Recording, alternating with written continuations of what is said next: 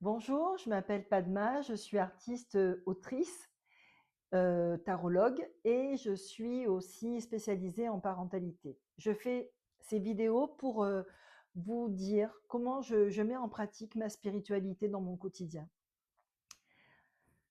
Voilà, donc aujourd'hui le thème abordé, c'est de la solitude à la sollicitude. Alors ça, c'est le programme en fait. Le programme, c'est que la solitude nous conduise à cette sollicitude. D'abord en prenant soin de nous, en apprenant à prendre soin de nous enfin, pour après prendre soin des autres. Mais ça, c'est, on va dire, l'aboutissement d'un long parcours où, où pour tout dire, on est souvent traversé pendant ces moments de solitude par, par des moments qui sont difficiles ou amers, où on se retrouve face à soi et la difficulté est de ne pas sombrer.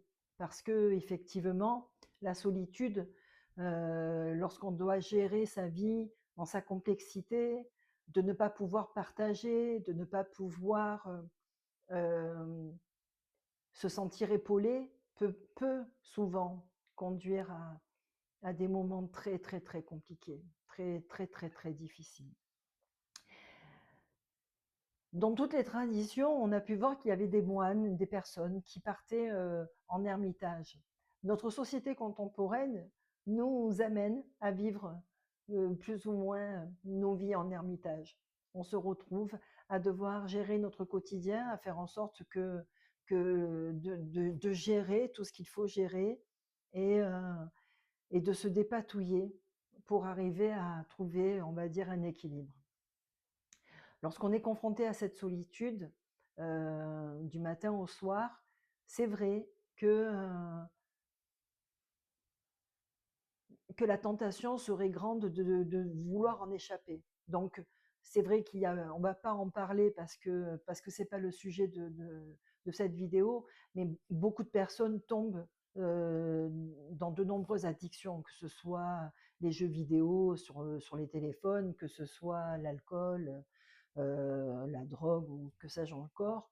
C'est vrai que la tentation est grande de se réfugier ailleurs, de partir ailleurs. Et pourtant, cette solitude est notre meilleur ami pour nous comprendre, pour nous connaître, pour aller en profondeur, chercher en nous ce qui est de plus lumineux en nous. Et pour aller dans ce lumineux en nous, il faut descendre à l'intérieur de nous et la solitude est la meilleure alternative pour ça. Parce qu'on est face à soi, on ne peut pas tricher quand on est avec soi. On, on est obligé d'être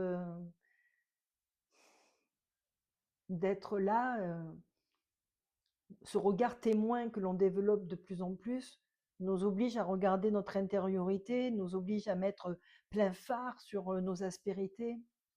On ne se fait pas de cadeau au départ. Et puis à force,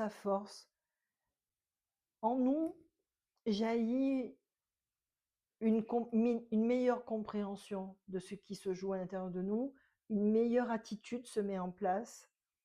Et puis petit à petit, cette sollicitude commence à naître. On commence à être plus indulgent avec soi, mais il faut du temps, hein. Mais on commence à l'être.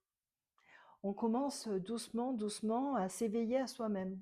Alors il y a des moments encore très complexes où la solitude nous entraîne, mais on a trouvé un chemin. Et ce chemin, en le suivant, on arrive à mieux comprendre ce qui se joue derrière tout ça. Et ce qui se joue, c'est l'amour, c'est cette bienveillance que l'on développe et cette capacité après à être dans cette fameuse sollicitude, dans, dans ce soin que l'on porte et à soi et aux autres.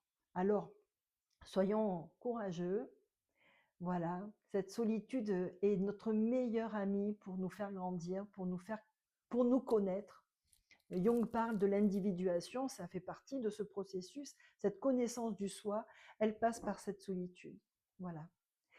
Et pour tout dire, me concernant, c'est vrai que je m'installe à l'intérieur dans un silence incroyable. Je ne me mets pas de musique, je passe mes journées entières à travailler, bien sûr, à faire mes activités, mais à être avec elle dans ce silence et partager avec elle. Voilà, je partage avec elle.